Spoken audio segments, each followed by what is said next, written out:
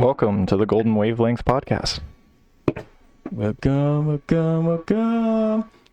Today, we talk about cryptids. Cryptids. Starting with what? Sasquatch is always going to be my favorite. Because there are a lot. We're starting with Sasquatch. There are a lot of sightings. A whole lot of lore. And not to mention, this is a shameless 4 out. It's a future, episode all on its own? Mm-hmm. If not a small mini-series, maybe, I don't know. I think that might be a good idea. So, old Sachi, not one guy. First things first. It's not just one dude. It'd be ridiculous to have sightings all around the world of one dude. It's a species. The bone structure alone, like you telling me about all of that, oof. Short, stout legs to support its height, long, pendulous arms. Oh, or Bigfoot, there's another name. What was the Japanese version? The Japanese one seen? You remember? Urine? Urine. No, not urine. No, urine. No, not urine. Not urine. Urine. Urine. And that's, I think, China, but I don't know about Japan. They can swim, but I don't think they can swim that far. That's a distance.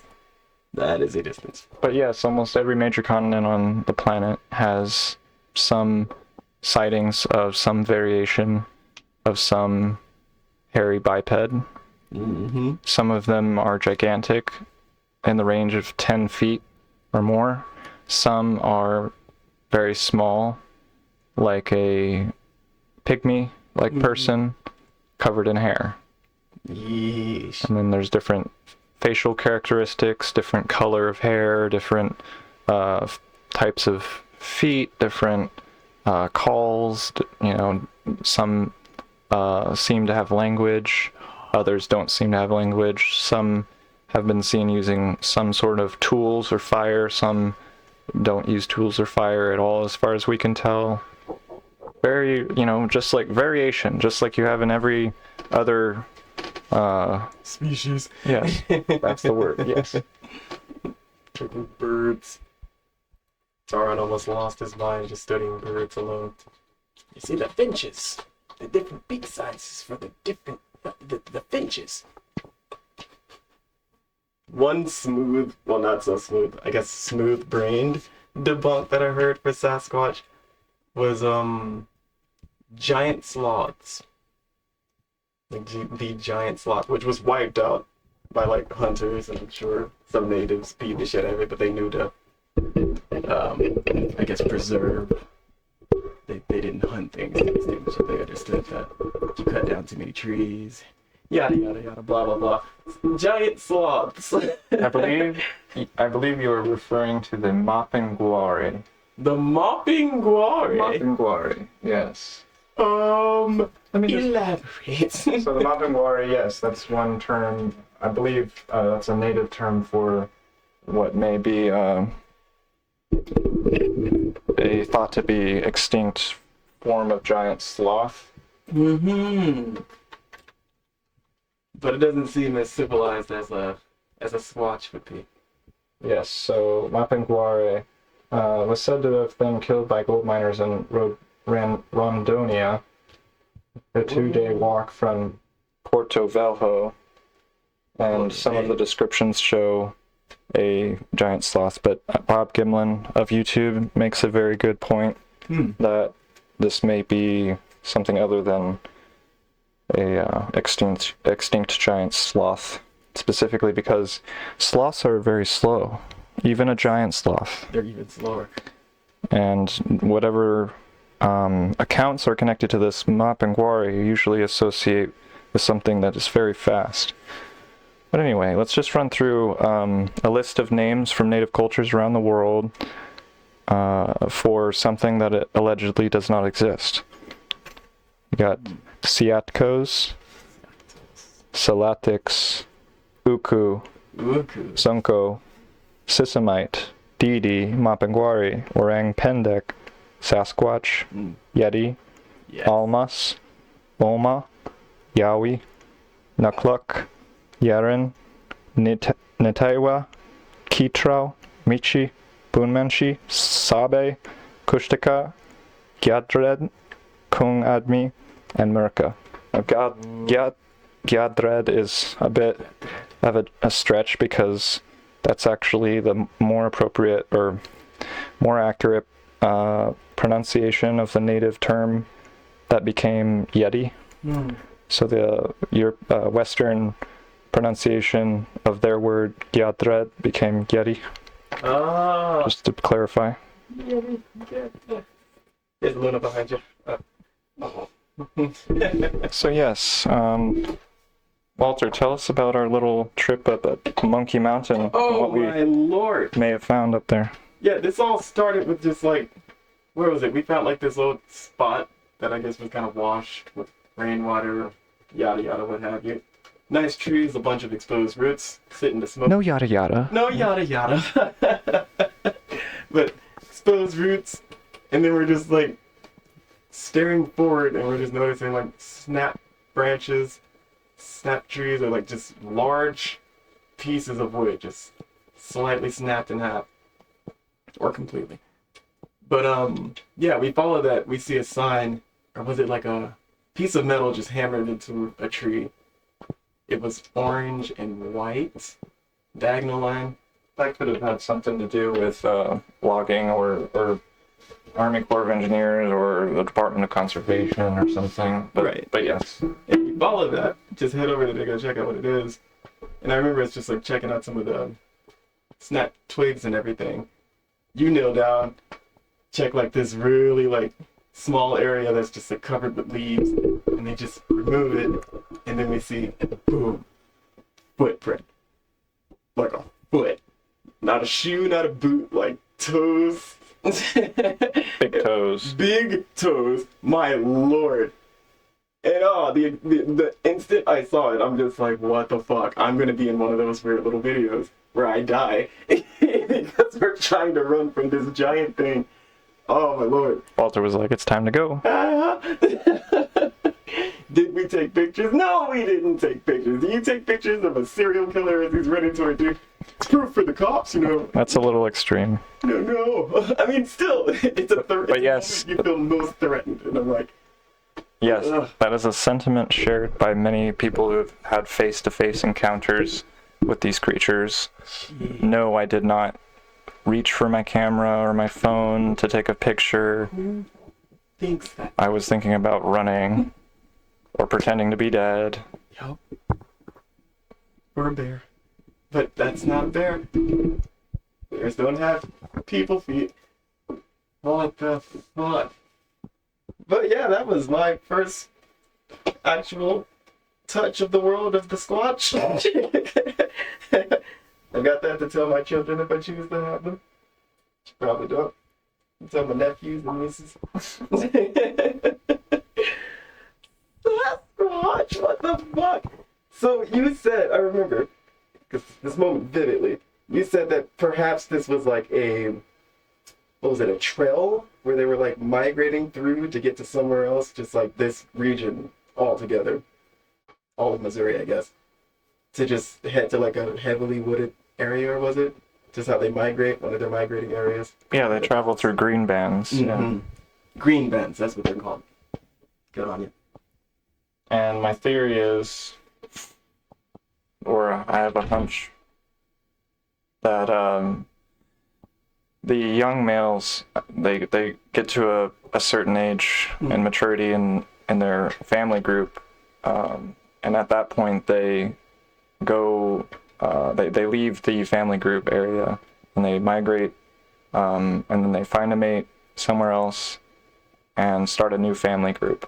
And when they're seen crossing roads, the theory is that these are adolescents who are more risk takers, more less experienced with roads and vehicles and things like that.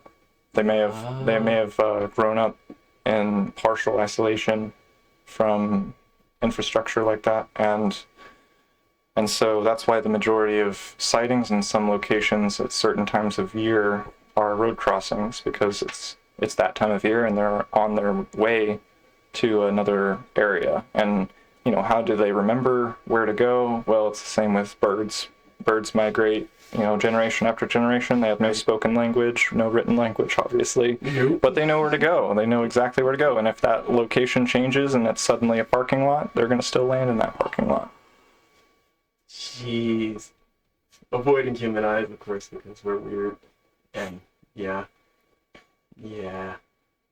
I wonder how many sightings there could have been in the past where maybe they were killed or scared off by guns, or just I don't know, just the interaction of hunters in general, just seeing them from afar with these death sticks. There were a lot. Yeah, there were a lot of encounters, and that would pass down in their stories. And that's all in the BFRO map. If you look at the sightings map, it goes back to around that time. I don't know if it goes from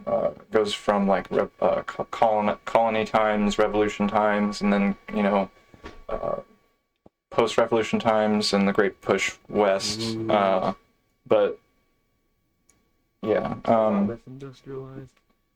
The streets, the roads, the loud cars, and huge blinding lights. What was this location where we found this footprint called? What was it? The location. Where we found it, or what, that little bed of... What was this park called? Monkey Mountain.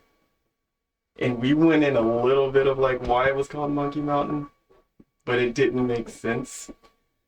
It says something silly about how early settlers remarked that that these rock formations were so wild or something that they were fit for a monkey, or that only a monkey would be able to climb them or navigate them, or something ridiculous like that. Let me look that up. Because I remember it was that. There was another description. That was just the name they gave it, but I don't know. I think our description, or what we've seen, I guess that shines just a little brighter. Why it might be called Monkey Mountain. What other name would you give to some giant, tall, primate-looking, hairy creature? Woof. And you said the footprint we saw was kind of like a baby's, or just almost an infant's footprint. This was a small bed of leaves. The footprint. Oh, not a baby. I said maybe it was adolescent, just because it was, about a little bit larger than our size of footprint. So it wasn't the literal caricature of a footprint that you see with the fully grown ones, where it's the footprint is about 2 feet long or something like that, almost. What is it, a 16-inch? I do have something written. Okay, never mind. Monkey Mountain.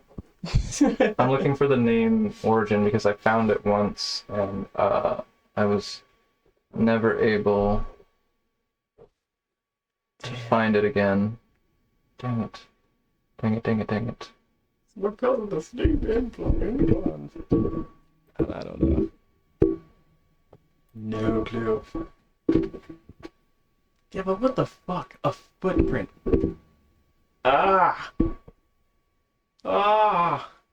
The only other explanation that's close to being probable, and we remember the mathematical definition of probable. Almost everything is probable, but possible. Is Shaquille O'Neal was in the nothing normal made that. I don't know. I found it. Sweet. We have a development.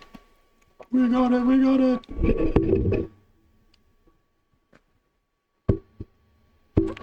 County. Does it say Hutz County? Hurts County? That doesn't sound right, because Holt County, no, this is Jackson, so... Strange. Yeah, very strange. But it says here this area was called Monkey Mountains, plural. Okay, so this isn't that. I mean, but this is the closest we can find, folks. Right. So it says because early settlers deemed the river bluffs too steep for even monkeys to climb. So, and now I've just now realized that that is from a different location, different county, and it's plural, not singular, so that's a whole different thing. And locally, I've asked around, and locally the best thing I can come up, or people can come up with, is that a train derailed that was a circus, it had a circus train car on it that contained monkeys, and then they survived the crash somehow, and then decided to travel multiple miles from the train tracks all the way over to what is now called Monkey Mountain, and they live there, and maybe were captured at some point. But that's why it was called Monkey Mountain, because it was associated with this story that probably didn't happen. So there's that, and then there's the fact that this area is a hotspot for locations of Sasquatch at certain times of year, according to the BFRO website, and that, you know,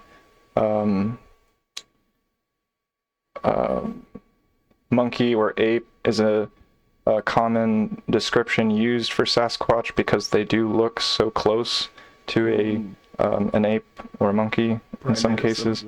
I mean, if you were an early settler or not an early settler necessarily, but somebody in the old times who didn't necessarily make a distinction between an ape or a gorilla and a monkey, so you could say monkey, like, I don't know.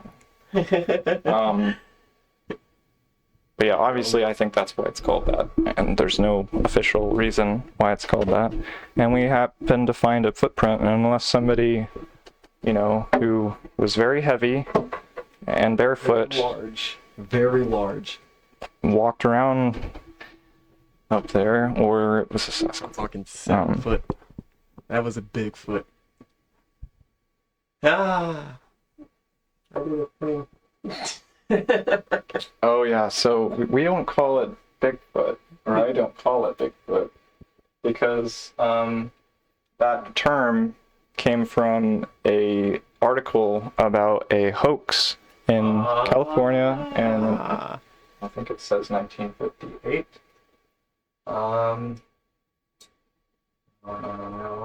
No, this wasn't, in my memory, it was in the 60s. So kind of like that big thing with kids making crop circles and all of that, or sometimes artists sneaking in the field being the Mickey. Ooh, that's another topic. What a horrible article. I know for a fact that it doesn't even. Fucking foot. Oh my lord. Ugh, just thinking about it, it's giving me the goosebumps and that weird feeling in my back again. It's petting all of my cats backwards, man. It's Monkey Mountain. I mean, we're safe. We're safe. Nobody died. All right, so some of the things you mentioned were trees broken at certain in certain ways at certain heights.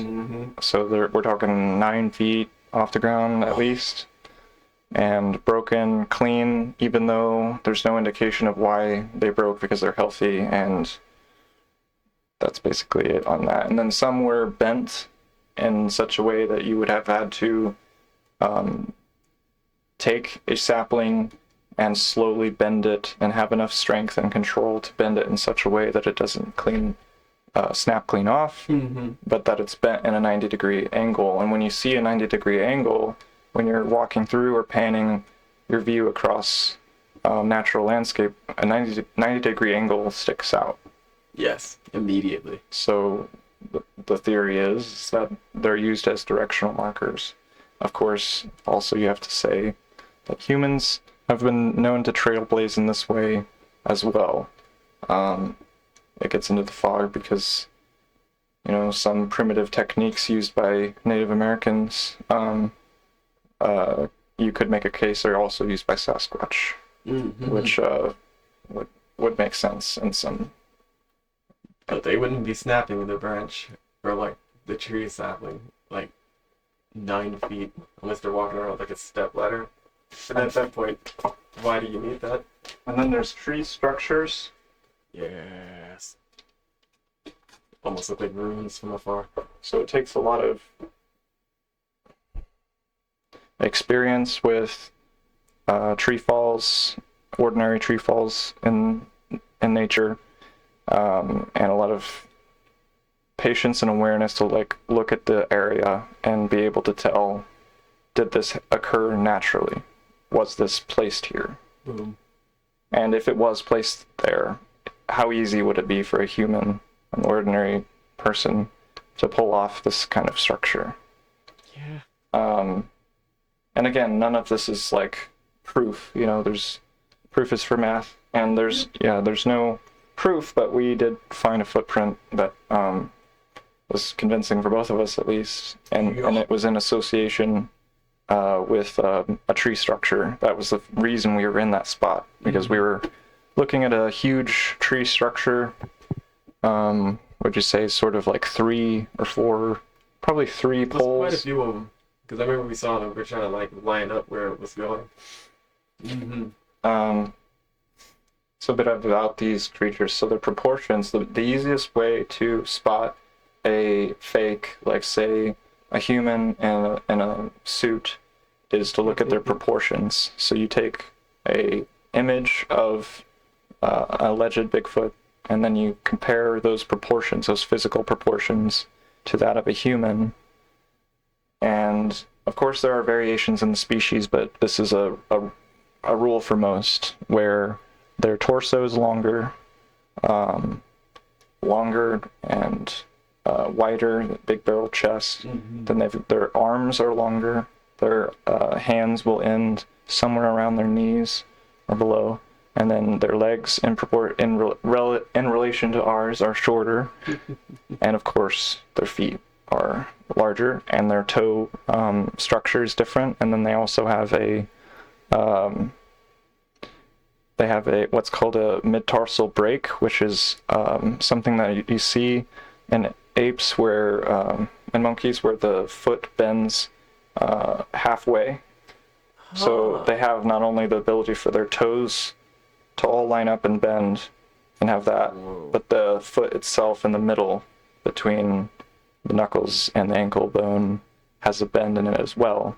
And that gives you several advantages. You can use your feet to climb trees.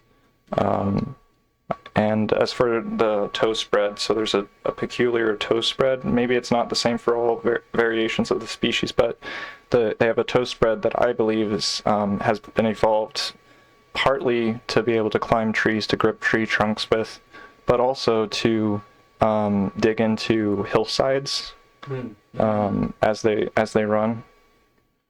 It's just a theory, because I've noticed, like, whenever I'm hiking or jogging or running through the woods for no apparent reason, what wears out first on my boots is that edge that I'm using to dig into the hillside as I run. So, just a theory.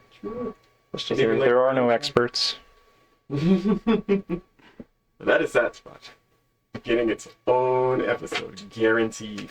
Oh yeah, yeah. You gotta cut me off, because I will go on and on and on. Another one I wanted to dig into, or I think we should, was, what was it? Hellwalker? No, the Luska first. The Luska, because this one's new to me. I've not heard this term before. What is the Luska? In the Caribbean, there's a creature known as the Luzca, which the name roughly translated is like shark octopus. Whoa! Shark. Which isn't to be taken literally, just like tiger shark isn't part tiger. Yeah, true. But this is a very large octopus that occupies the subterranean underwater tunnels and pools known as blue holes scattered around the Caribbean islands. These blue holes have no tide, There's no apparent predators, crystal clear water, Wow. and perfect swimming hole for locals and tourists alike every year. Without fail, hundreds, thousands of people are enjoying these blue holes.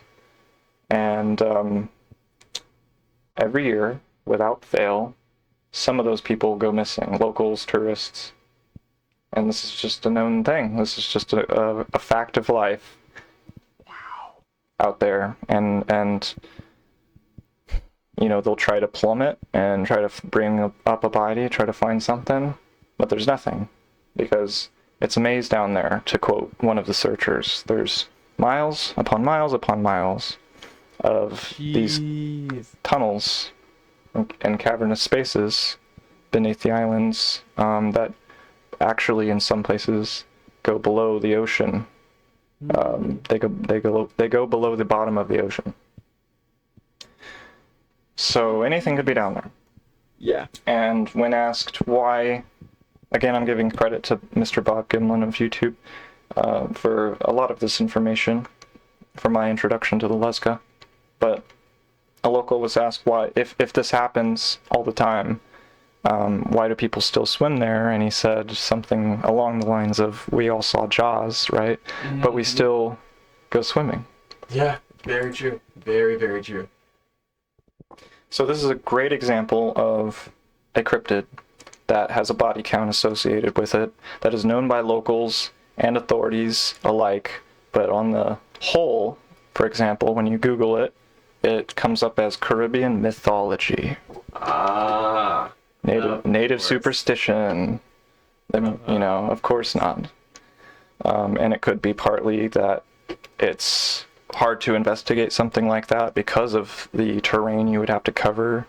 You would have to have a big operation, a lot of money to navigate and map those areas. And then you've got the problem of tourist revenue. That's a lot of money going in and out of those island communities. They don't want a national, news station to be talking about some monster that's been, investigated or even proven to exist. No. Now this relates to Sasquatch. So national parks have Sasquatch, have always had Sasquatch, and especially as civilization's grown, these Sasquatch populations depend on these parks, so it's almost becoming Sasquatch reservations. Right. And inevitably, whenever you have these, very dangerous creatures, let's be honest, in areas which are occupied by tourists, every year, millions of tourists, inevitably, there's going to be some bad encounters. And I believe that some of the missing 411 cases are Sasquatch predation, and there are some clues throughout the data that do indicate that. Whoa. Like the case of Dennis Martin. But yes, this was bad for business. So what do? Well, you say it's a myth, and you put out propaganda that makes it goofy, and it's moonshine talk. But as time goes on and the internet grows, and more people have cameras, and more people are looking into this as a serious topic, the response to the National Park Service, it's still not an officially recognized, publicly officially recognized creature, but in the Army Corps of Engineers manual for Washington, D.C., or not Washington, D.C., excuse me, Washington State, for example, from 1960s, they do mention Sasquatch along other animals in the park as just a common thing, a list of commonly known creatures, and Sasquatch is in there because it's the Army, you don't mess around, you need to know, there's no bullshit. And today, that was in the 60s, and it was still very hush-hush. Mm-hmm. But today, you can go to a national park, Rocky Mountain National Park, for example, I believe, and you can go there and the gift shop, and there are Sasquatch plushies, Sasquatch chocolate bars, all for $12.99. Just $10 bar of chocolate with a wrapper on it that has a national park logo and a Sasquatch. You know, Dampen the fear. Sasquatch jerky, Sasquatch t-shirts, Sasquatch plushies, yes. And so it's like, you know, and there's signs, Sasquatch signs, Sasquatch Xing, Sasquatch crossing, yeah. So it's now beginning to seem like we're going to make this a mascot. Smokey the Bear is outdated and maybe it's its own little thing because of fire prevention. But the Sasquatch thing seems to be, at least for that park in particular, an unspoken thing. No, not an unspoken thing, but it's like, it's not a officially recognized creature. But we have a national park which is connected to the state that is making merchandise based on a creature that's not supposed to exist. And they've got a Sasquatch statue out right outside the gift shop. So it is recognized. It was recognized by the Army Corps of Engineers in the 1960s to some extent. And then it's recognized today by National Park Service to an extent through that gift shop. Do they have the Luska as any, like, plushies, though? Or have they not got to that point? Is this, like, a relatively I don't think there's new going to be any Luska plushies. It's a little new. And also, which is more terrifying? The Guardian of the Forest? Yeah. Or a giant octopus that just plucked your friend Steve below into the depths without a sound, and he's just gone forever, and he's going to be eaten slowly in a cave somewhere, 1,000 feet underground. Ooh, Which is scarier, yeah. I don't think there's going to be any Luzka plushies, but I will Google it. I do remember there was like a Netflix movie that kind of played on that, but it was like this kid and her friends going off to like some strange. It was probably definitely the Guardian. You can buy a Sharktopus plushie on Etsy. That's technically it. I gotta give Sharktopus, Etsy, aka Luskit. It's very niche. That is very niche, yes. It's not like a widely recognized store. Like, I can buy them on Amazon. Okay, what else do we got? Oh, yeah. That was the Luska, but what about the Pale Walker? Let's talk about terrifying shit. Ew, the image alone. The Pale Walker. The Rigger. The rake. So the Pale Walker and the description for the Pale Walker and the rake are very similar. Mm-hmm. Maybe the same creature. Only problem is that rake originated as creepypasta. Goddamn creepypastas. Yes, so originally appearing on the internet as creepypasta. And, attacks human for unknown reasons. Often causes its victims great psychological trauma. Yes. Jeez, I mean, I felt traumatized watching the video. Well, you'll like this. And the rake has also been tied to the alternate figures, such as Slender Man. Mwahaha. I'll touch the mic. I like how the image, he's kind of like just sitting up like on a counter or a bed. You see him on a bed. But he looks like one of those images on Instagram where a girl is like sitting on the sink. Look how big my ass is. So yes, although the creature called the rake and the associated image of it screaming at a trail cam was part of a creepypasta contest, there's this other thing called the Pale Walker, not to be confused with the White Walker of Game of Thrones. Or Paul Walker. And there is a Native American monster legend that is close to this description, and it has to do with a cannibal who became something other than human.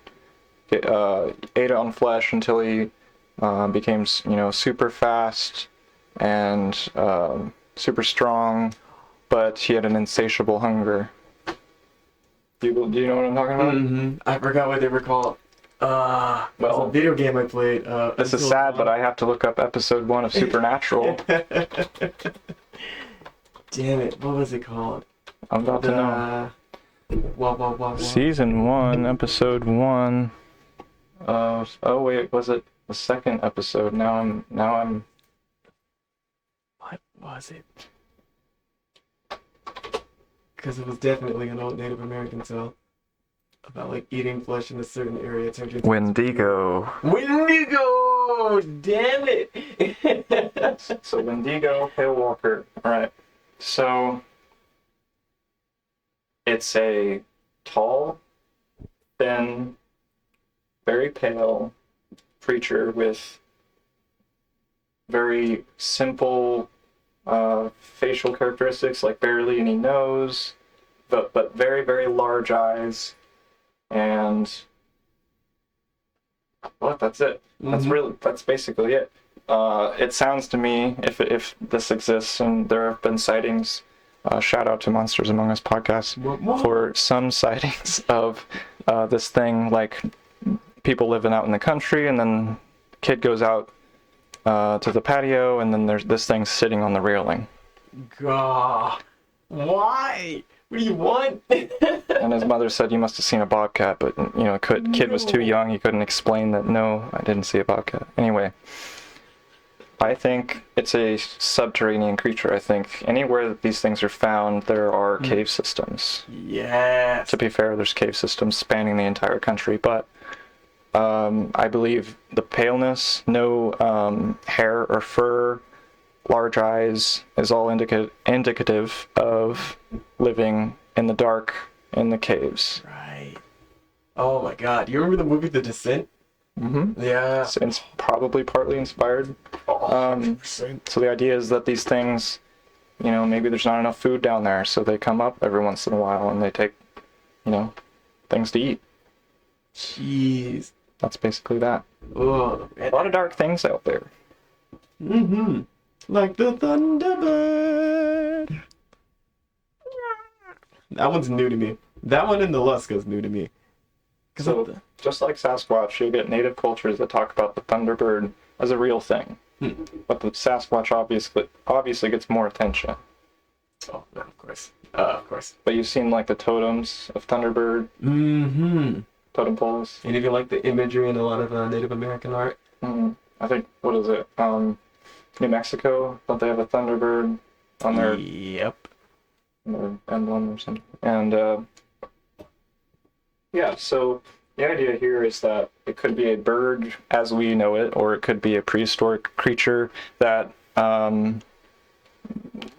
basically sometimes comes down from the skies and takes cattle, takes pets, occasionally people, and then it flies off and it goes to its mountainous, difficult to access area where it eats whatever it's caught. And for all we know, maybe It's children. maybe it hibernates, feeding its little children. And so it could be, some people theorize that some missing 411 cases are the result of some type of flying creature that has come down from the sky and taken a person and flown away. Mm-hmm. Because you've got footprints that end out of nowhere. You've got scent trails that either go somewhere and then stop and for no apparent reason, or don't go anywhere at all, as if the last known location of this person, they didn't travel when whatever happened to them. They went. They didn't travel across the landscape and leave a trail or a scent trail or footprints. They went straight up. Mm-hmm. So usually that's associated with alien abduction. I was trying my hardest not to tie aliens in on it. and David Paulides, he avoided that for so long, but he's finally come out on his latest documentary, which is fantastic. I recommend it. The latest Missing 411 documentary is about the UFO connection. And so I believe when we look at a Missing 411 cluster map, I highly recommend getting one if you're into this kind of thing. I think some of what we're looking at is Sasquatch predation. Some of what we're looking at is alien abduction. Some of it may be a Thunderberg's sky creature type thing. And then there's some people who think that a shadow government's involved. And that gets way out there. We're talking breakaway civilizations, stealing people to sustain their populations, that kind of thing, folks. We're not going to get into that today. Yeah, not today. Definitely getting into that. The whole list. Did we cover the whole list like that? Like I think that was the whole list. No, it's not. Think about people walking through, what was it, wormholes or whatever. That could also be a thing. Just sound getting different, sound dampening. Merfolk. Merfolk! Now, I was not prepared. That's my favorite cryptid. I'm sorry. I'm biased. I was not prepared, and I did not add the image that we caught to the slideshow. As we go. So let's see if I can do that live and fast. Freaking Merfolk. How many people remember that documentary when it first aired on Animal Planet? I remember it. I gotta look up like the TV guide to see like what episodes were playing before then, because I'm pretty sure it was The Most Extreme, which is that series about like the most extreme, like animals and like what they could do. And they talked about jumping or like sight or whatever. Second episode I'm sure was a rerun of Crocodile Hunter, but I remember that countdown in the upper right hand corner of the screen hit 0. And then the Merfolk episode started. My sisters believe heavily in this shit. I remember that too. I remember getting goosebumps and immediately being convinced, and I'm not sure if it's real. You gotta be open. You gotta be skeptical to some extent. Yeah, I'm a fin squatter. But I think, there's legends of these things going back a long time. I don't believe Mr. Clyde. Clyde! Mr. Clyde.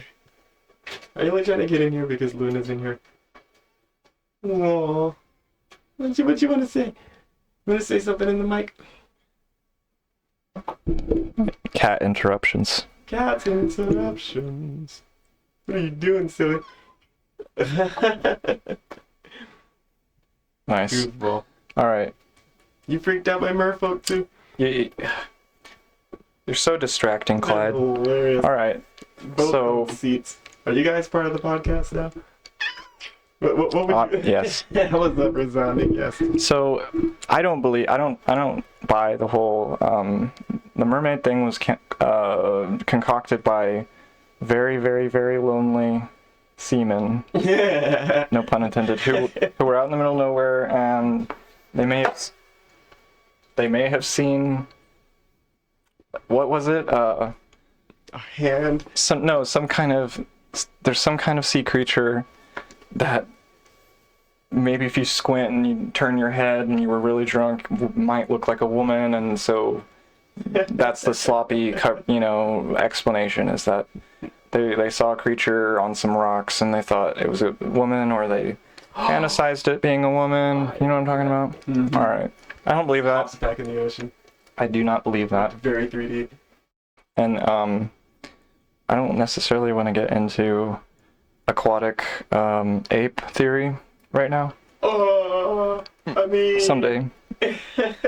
But when you talk about that stuff and dig into that stuff, it makes merfolk more believable. At some point, have you seen it yet? At some point in the slideshow, I didn't do it quite right, but at some point in this slideshow, you will see 2 images that were taken by, I guess, was it an Animal Planet dive team and a sub? Well, less of them, but like they kind of got their whole story aired on Animal Planet. That's the part. That's right. They were being interviewed on Animal Planet when we watched it. Yes, so you got 2 images of what may or may not be some sort of mermaid or merfolk. Golly. There's one. There's one. There's the face. Look at the face. Large eyes for dark environments. Seeing in the dark. Webbed. And there's the head. Yeah, webbed fingers there. I noticed the palm though, like the lines on the palm. So part of aquatic ape theory has to do with us humans have webbed toes occasionally. Mm-hmm. The mammalian diving reflex. Uh, A lot of creepy images in this slideshow that we should talk about eventually. This image was from, what was it, Bolivia? mm-hmm. Or Bulgaria? Bulgaria. Yeah, the Bulgarian hikers didn't see that photo until they looked over the footage after the fact. At least two gray aliens, very tall, standing in the background in the forest. Yeesh. Yeah, maybe some gray sightings were like skinwalkers. Skinwalkers. God damn it, pale-walkers. There I go again. Whoa. God damn. Yeah, I don't know. I used to want to be like a marine biologist, dive underwater and just write about what I know, or helping like conserve like coral reefs. But then like the more I started reading about the ocean, I drowned at the age of 6. But like the more I started reading about the ocean and then seeing all the weird shit, and then finding out the knowledge that we barely know anything about anything underneath the ocean. We know more about space than we do about the ocean here on Earth. What is the phobia of like being underwater and seeing something massive? That has a name. It's not thalassophobia. Is that a name? It definitely has a name. Oh, it has a name. Probably comes from ancestral memory because, there are big things in there. Did you see the viral image of what was it? Luna leaving? 10-foot, 20, I think it was a 10-foot shark had a gigantic bite. Megalodon, yes. It still might be out there. Mm-hmm. Yeah. Jeez. The ocean. Kraken. Hey, you want to go on a cruise? No. No. Not just because of the errors of humans, but also because of what might be out there. And I look at this missing 411 map, the most recent one, and there are several spots out on the ocean because, there have been mysterious disappearances of boats of all sizes, fishermen's boats, cruise ships, not necessarily cruise ships, but cargo ships. So you're not safe. You're not safe out there. Doesn't matter what craft you're on. Doesn't matter if you're part of military or if you're always in touch with people via radio or GPS. Doesn't matter. And so I love the sounds of the ocean and the look of it and all Surfing of that. is awesome. I fucked my elbow up so many times. It's fun. When I go out to the middle of it to study it, no. No. I was in Puerto Vallarta, Mexico for a while and, sit, watch the ocean, have a drink, but did I go swimming? Maybe once. Maybe once or twice. And then the rest of the time I just looked at it because, and maybe I was thinking about what's out there. Did you hear there was a ship graveyard where they used to do a World War II sort of memorial service at, so that they would have all these boats travel to this one area, I think maybe naval ships too. They would travel to this one spot on the ocean where below there were Oh Lord. gigantic shipwrecks, like, battleships and stuff. Gigantic shipwrecks that would have been too costly to salvage and also had historical value. And then they were just gone one day. They went out there for the annual ceremony, all these boats, and then the ship graveyard's gone. So either, I don't know. Someone very stealthily and efficiently and very quick, because this happened in under a year, took all the metal from several battleships underwater without anyone noticing. No probability. There's been theories about breakaway civilization and that maybe they needed materials. I mean, in that case, it's a group effort. Then you could get into like alternate universe theory where there was a ship graveyard there in another timeline or another, universe, and then for some reason things changed and now there isn't one. You know, Jeez. I don't know. Dimensional toggling. It's one term that came up at some point in my research that I've never found since then.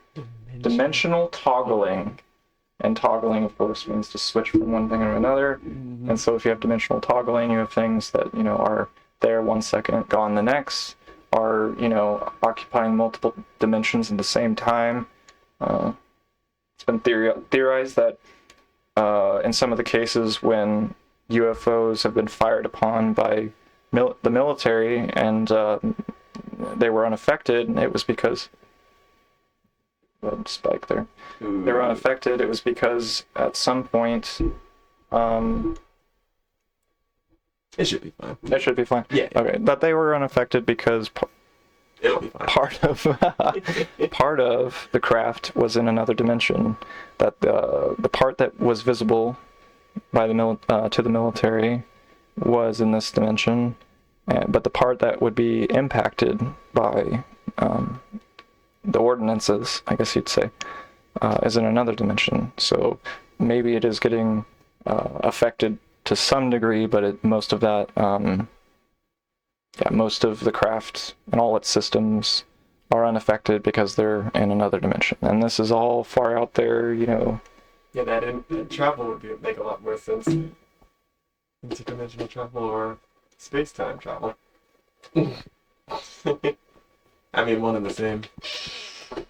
Yeesh. I keep thinking merfolk like the sirens that old sailors would see. They would just hear like this haunting, alluring sound, and yeah, I'm gonna kill myself, and for the booty. But still, I don't know. There are a lot of sightings, and like you said, like all rumors start from somewhere. Fish people.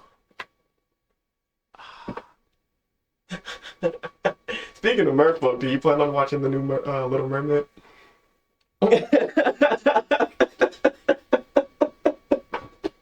Will it make you less terrified of the big open sea?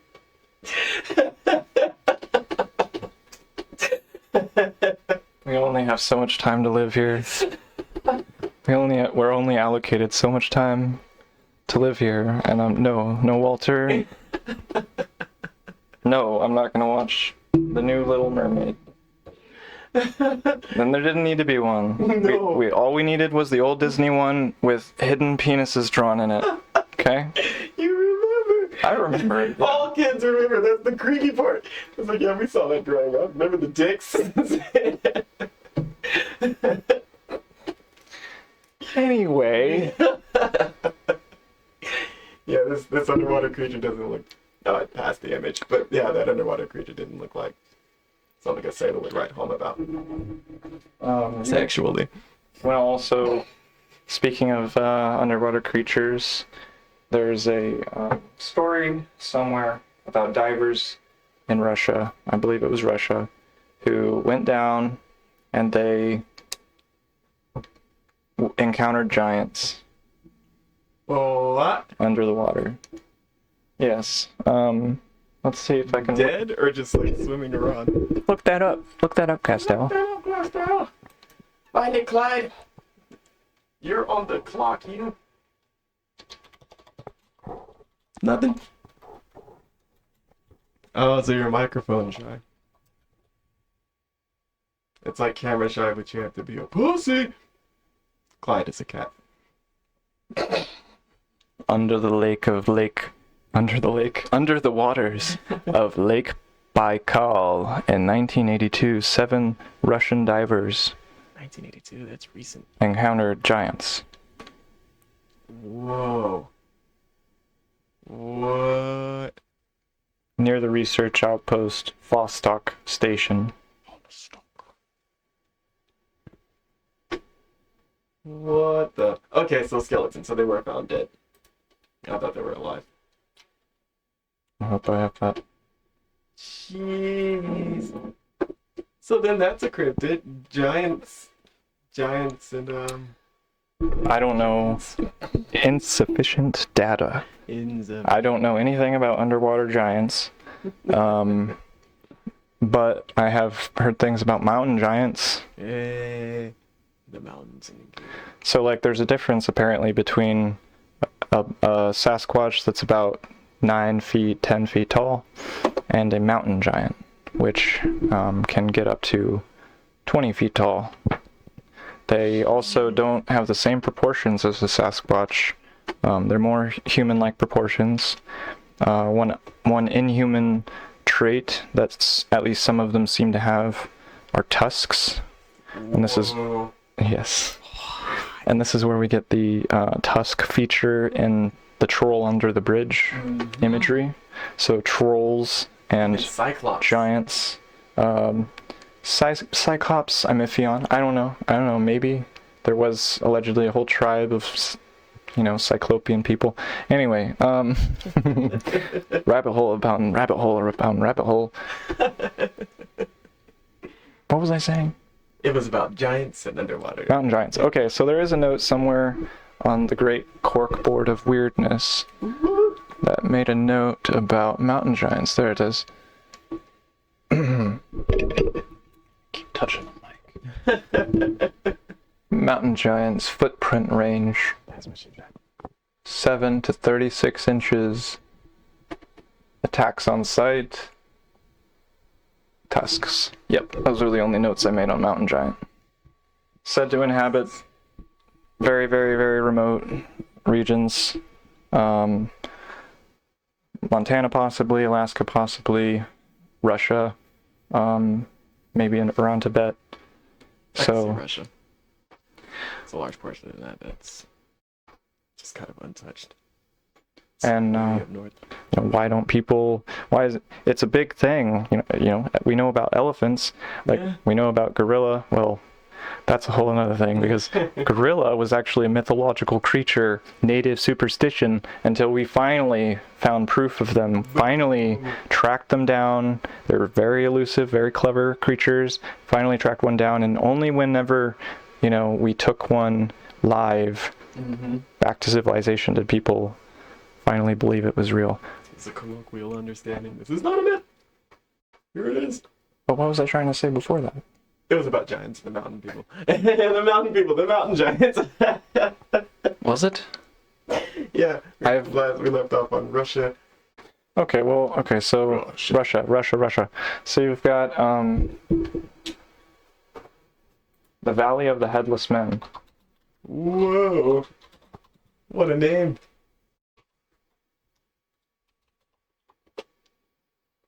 It's also known as the Nahanni Valley. No, honey. I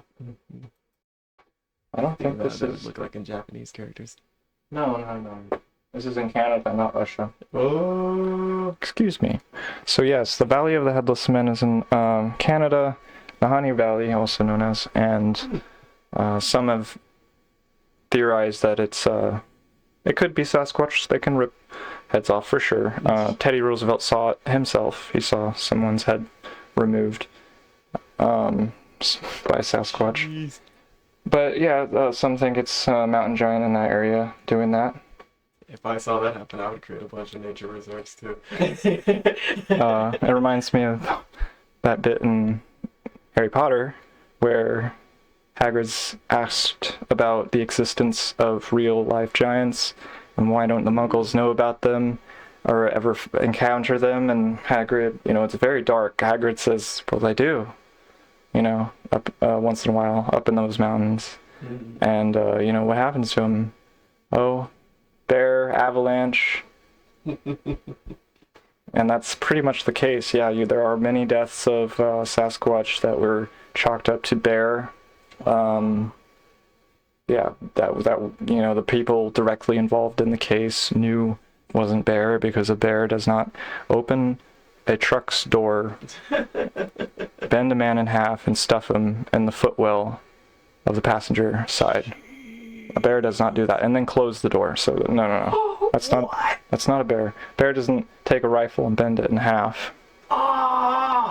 There's a story about a man getting origamied and just shoved in a truck with the door closed. Yes. What? Credit to Bigfoot, Terror in the Woods, Sasquatch Encounters, I believe. It's killing me. I can't remember his name. Just one moment. Holy shit. Ah, Sasquatch. Got some lore. You see why this is getting its own episode? This is incredible. So, Logo man folded like clean laundry and shoved into the foothold of a truck. W.J. Sheehan is the author of Bigfoot, Terror in the Woods, Sightings and Encounters. And I believe that account can be found in book 3 or 4. I'm not quite sure. But yes. Where did I was trying to also link to... Oh, yes. So when you're talking about giants, like David and Goliath type giants, as opposed to our big fella friend in the woods, the guardian of the forest, Sasquatch, who maxes out about 10. You're talking 15, 20 foot tall, more human looking type species of people. And I believe it was Marco Polo who stated that he encountered entire tribes of these people. They were said to have more fingers too. Oh yeah, 6 fingers. And so the tradition, do you call it a tradition, of natives holding up their hand, and the stereotypical how, don't cancel me, I'm part Cherokee, but that holding up your hand and greeting to somebody was to prove that you had 5 fingers and not 6, because those who had 6 fingers, their genetics were mixed with this other species, which were very tall and may have had elongated conical, skulls. Don't get me started on the neck. Double rows of teeth. Yes, and that does remind me that a mountain giant footprint as opposed to a Sasquatch footprint. And yes, I know how crazy all of this sounds. What are you here for? Has 4 toes. Huh. Yeah, and then some people have said that that's like in the Sasquatch research community have said maybe that's the result of inbreeding among Sasquatch communities, but actually you get, I believe you get more, don't you get more digits, not less? Yes. Yep. So, yeah, that's mountain giants. They may be connected to an ancient alien civilization that built megaliths across the planet hundreds of thousands, maybe millions of years ago. Book of Enoch refers to them as the Nephilim, the Watchers. Right. It's nicely with the story of the fallen angels and meeting. Well, and we started on cryptids. Huh? And we started here on cryptids. That's a cryptid. No.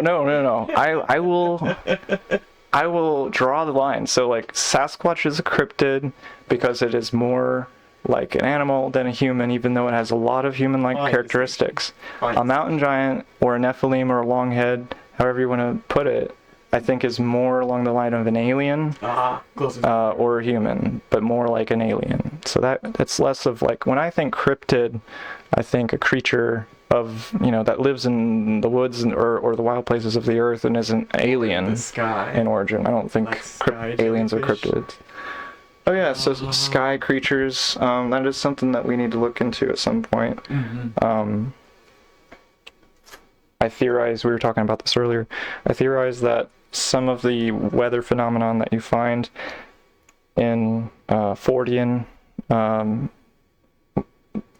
books, like jelly or flesh raining from the sky, that maybe that has something to do with creatures that live in the sky. They're, high up, very elusive, and I don't know.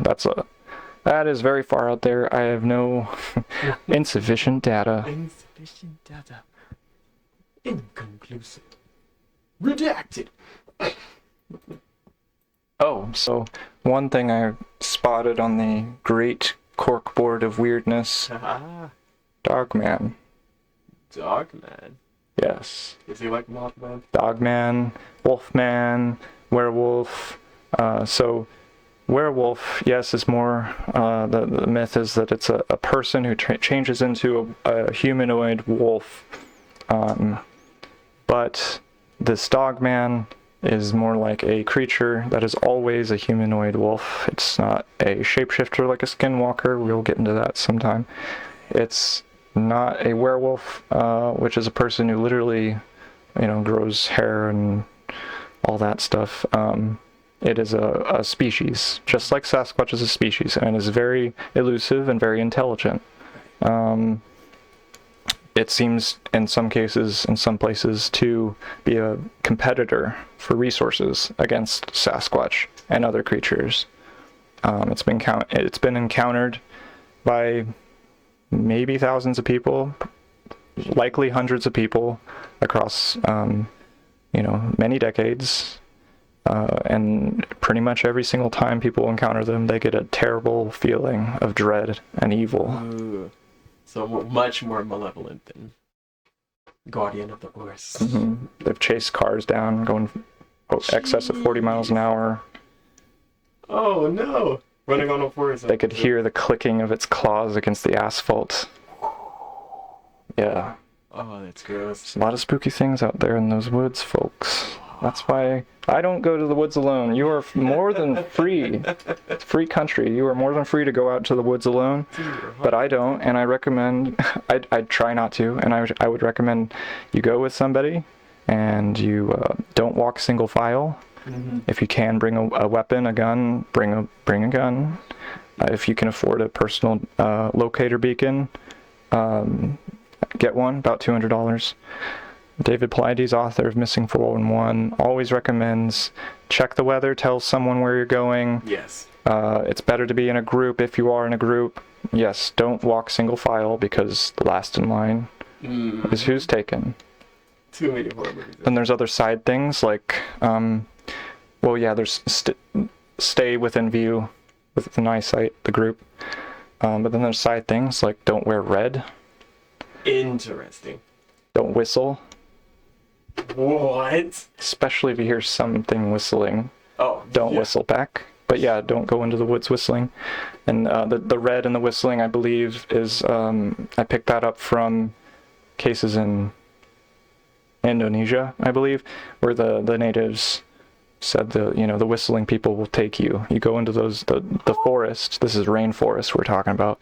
You go into that rainforest, and you're wearing red, and you whistle. And there's a few other things, I think they said. Then the whistling people take you. Yeah. Ah! God damn it, Indonesia. Yeah, there was a case. New thing to worry about. Awesome. You're welcome. Yes, I believe there was a case of a disabled young girl, who was taken from her hotel room. Her family was on vacation there, and she was taken from the hotel room into the woods, and I believe she passed away when she was found dead, I believe. I should look that up. I'm kind of lazy though. But yes, so she went missing. Then these monks or shaman told the searchers that, or they were asked by the searchers where these girls were, or the girl was, sorry. And they said that it was taken by the whistling people, and they did a ceremony, and they said, you'll find her, and they did. Jeez. And I believe that's the story where I first heard of this, don't wear red, don't whistle. And there's the Hawaiian, what is it? The night marchers. Ah. Have you heard of this? No. I was thinking in my head, like, I would imagine somewhere like Hawaii, being an island excluded from everywhere else, they would definitely have their own type of cryptid, if you will. Tell me more about the night march. You see how much darkness is in my brain? You collect and you remember. Night marchers, said by the native Hawaiians to be the spirits of the soldiers that protected the king. The king of the Hawaiian Islands, I believe. I forgot his name, but there you go. Yes, very good. And that they're, eternal guards of, this king, and that they patrol the island to this day, and if you're ever to encounter them, they come down from the mountains, and they, I think, maybe patrol the shores, and if you ever encounter them, you're advised to take your clothes off and plant your face down in the sand, like down on the ground, you don't look at them, and you plant your face down on the ground in humility, so you're naked and you're face down in complete humility, and that's the only way to survive not being taken or, I guess, killed by these night marchers. Jeez. Yeah, do we have any cases on that map in Hawaii? Very good point. Yeah, I see one little sticker, 2 little stickers. Jeez. Yeah, I can imagine why so many people died. I'm not gonna get naked, he's about to kill you. No, I have my pride. My Saiyan pride. Yeah, so You died prone anyways. the cases of Cannon and Sibian in Honolulu. I haven't looked into those. Suppose I could. Ooh. That was west. That would be west, obviously, right? Far left. Leftmost.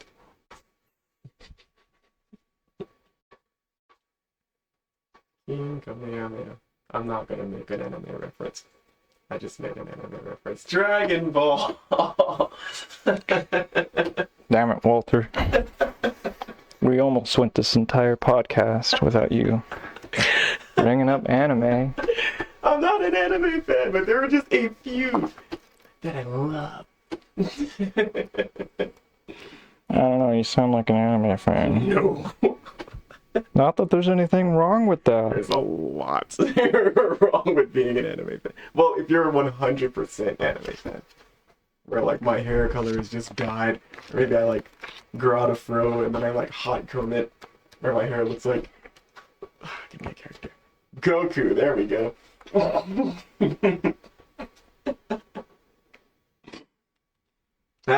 Cringe is okay. It's okay to be cringe nowadays. I agree. Don't be a brony. I wonder what other cryptids they might have in Hawaii. I'm sure they have their own creatures. They definitely have their own like animals and native flora that grow there, so I wouldn't see that out of the box. I also doubt there would be any form of squatch sightings out there. It's very waterlogged. I'm sorry, I'm reading. Oh no, you're good. Trying to find Hawaii. Trying to find Hawaii. Hawaii. Yeah, there's only one page on Hawaii, and then it goes straight to Idaho. And it is Sibian, Teodoro Sibian, 13 years old. He was found alive. But yeah, it doesn't mention the night marchers on there. That was mentioned by David Paulides during one of his interviews, I believe, on Coast to Coast, or it could have been Where Did the Road Go podcast. Shout out. Shout out. Feel free to invite us. We just blew through that list. Nicely done. We just blew straight through that list, didn't we? How are we on time? That is the golden question on the Golden Podcast. I'm sure future episodes. 1 hour, 13 minutes. Not bad! A new record for the Golden Wavelength podcast. All right, we'll leave it there, folks. Alright, yeah, we got through all the cryptids. So, yeah, catch us.